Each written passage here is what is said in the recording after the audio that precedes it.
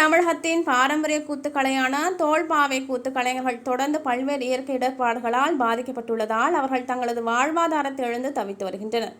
தமிழகத்தின் பாரம்பரிய கலைகளில் ஒன்றாக விளங்கி வருவது கூத்துக்கலை. இக்கலையில் பல்வேறு பிரிவு இருந்தாலும் தோல்பாவை கூத்து என்பது மிகவும் பிரசித்தி பெற்றது. இந்த கலை பொம்மலாட்டம் போன்றது. கிராமங்களில் நடைபெறும் திருவிழாக்கள், முக்கியமான திருவிழாக்கள் ஆகியவற்றில் கடந்து காலங்களில் தோல்பாவை கூத்து மிகவும் அதிக அளவில் நடக்கும். இந்த கலையில் இருந்துதான் அடுத்த பரிணாம வளர்ச்சி சினிமா கலை என்று பாரம்பரியமாக நடத்தி வரும் தோல்பாவை கூத்து கலைஞர்கள் கூறுகின்றனர்.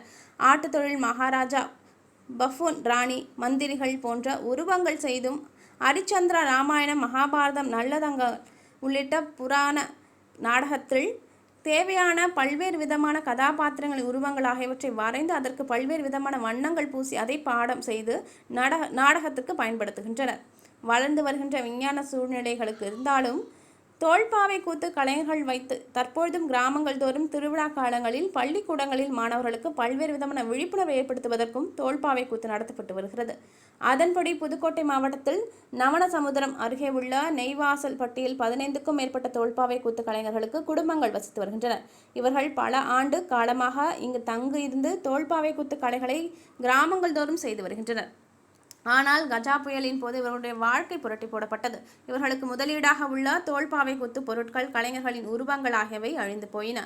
இதிலிருந்து அந்த கலைஞர்கள் மெல்ல மீண்டு தங்களுக்கு தேவையான கதாபாத்திரங்களை மீண்டும் ஆட்டுத்தோளில் வரைந்து பல்வேறு வண்ணங்கள் பூசி உருவாக்கி தொழிலை செய்து வந்த நிலையில் தற்பொழுது கடந்த ஆண்டு முதல் கொரோனா இவர்களுடைய வாழ்க்கை மீண்டும் பின்னோக்கிட்டு சென்றுள்ளது. கடந்த 2 ஆண்டுகளாக எந்தவிதமான திருவிழாக்களும் பள்ளிகளும் செயல்படாததால் பள்ளிக்கூடங்களில் விழிப்புணர்வு ஏற்படுத்தும் நிகழ்ச்சிகளும் நடத்தப்படவில்லை. இதனால் அவருடைய வாழ்க்கை 20 ஆண்டுகள் பின்னோக்கி சென்றுள்ளது. மேலும் இவர்களுக்கு எந்தவிதமான உதவிகளும் மத்திய மாநில அரசுகள் செய்யவில்லை என்று அவர்கள் வேதனை தெரிவிக்கின்றனர். மேலும் இவர்களுக்கு ரேஷன் கார்டு என்பது கிடையாது. இதனால் எந்தவிதமான அரசு சலுகைகளும் இவர்களால் பெற முடியவில்லை என்றும் அவர்கள் வேதனை தெரிவிக்கின்றனர். தற்பொழுது கொரோனாவின் 2வது அலை அதிகரித்து வருவதால் மீண்டும் அரசு ஊரடங்கு திருவிழாக்களை தடை செய்துள்ளது ஆகியவற்றால் இவர்கள் ஒரு வேலை உணர்வுக்கு தற்பொழுது திண்டாடி வரும் சூழ்நிலை ஏற்பட்டுள்ளது. மத்திய மாநில அரசுகள் பாரம்பரிய கலையாக உள்ள தோல்பாவை கூத்து கலையை ஊக்குவிப்பதற்கும் தற்பொழுது கொரோனா காலத்தில் வாழ்வாதாரத்தை இழந்து தவிக்கும் கலைஞர்களுக்கு பல்வேறு உதவிகளை செய்ய வேண்டும் என்றும் தோல்பாவை கூத்து நம்பியுள்ள குடும்பத்தினர் கோரிக்கை வைத்துள்ளனர். மேலும் இவர்கள் நமக்கு கொரோனா நோயின் தாக்கம் குறித்தும் இதனால் வாழ்வாதாரத்தை இழந்து தவித்து வரும் நிலை குறித்தும் உள்ளது கலையாக உள்ள தோல்பாவை கூத்து கலை மூலமாகவே வெளிப்படுத்தி காட்டியது காண்போரை கண் கலங்க செய்தது. மாவட்டத்தில் இருக்கிற நவனசமுத்திரங்கிற ஊரில் இந்திராநகர் காலனிங்கிற ஊரில் இருக்கிறோம். நாங்கள் அந்த ஊரில் வந்து 21 வருஷம் ஆச்சு. அங்கே அந்த ஊரில் வந்ததுலேருந்து எங்களுக்குன்னு ஒரு பட்டா கிடையாது, ஒரு வீடு கிடையாது, மழை பெஞ்சாலும் வெயில் அடித்தாலும் எந்த ஒரு அத்தாட்சியுமே கிடையாது. கஜா புயல் வந்ததுலேருந்து எங்களுக்கு எந்த ஒரு நிவாரணமும் செய்யலை.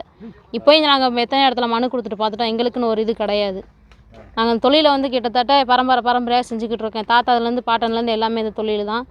எங்களுக்கு வந்து இந்த தொழிலை விட்டால் வேறு தொழில் கிடையாது. இப்போ கொரோனாங்கிறதுனால இந்த தொழில் லாக்டவுன் போட்டதுனால எங்களுக்கு இந்த தொழில் வந்து ரொம்ப பாதிப்படைஞ்சு போச்சு. மேற்கொண்டும் எதுவும் ஒரு இந்த கொரோனாங்கிறது வந்து இல்லாமல் போச்சு அப்படின்னா மட்டும்தான் எங்களுக்கு தொழில் நடக்கும். மற்றபடி எதுவுமே கிடையாது. கவர்மெண்ட்லேருந்து எதாவது பார்த்து எங்களுக்கு எதாவது உதவி செய்யுங்க. என் பேர் வந்து பஞ்சவர்ணம்.